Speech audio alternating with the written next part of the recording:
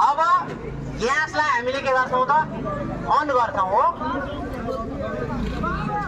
gas on भयो अब यसको प्रयोग हामीले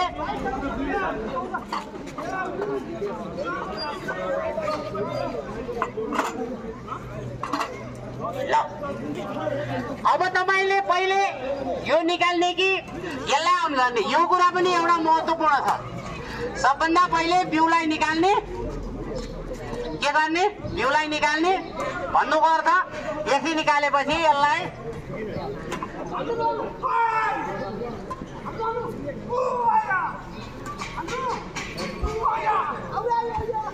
किन आउने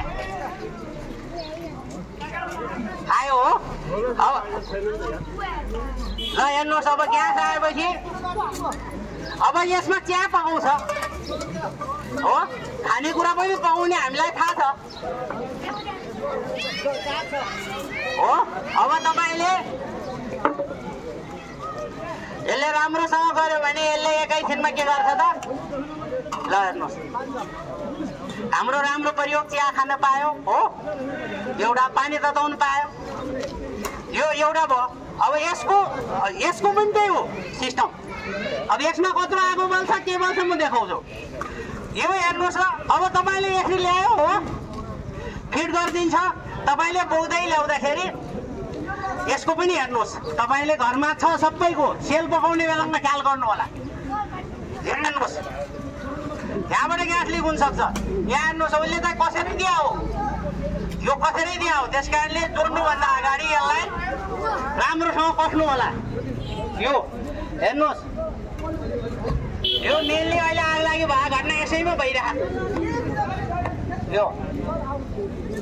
हो लुज हुने एउटा यहाँबाट एउटा वस्तु तीनटा तरिका छ अब त्यो देखाउँछु हेर्नुहोस् अब यसको पनि यहाँ तपाईले ल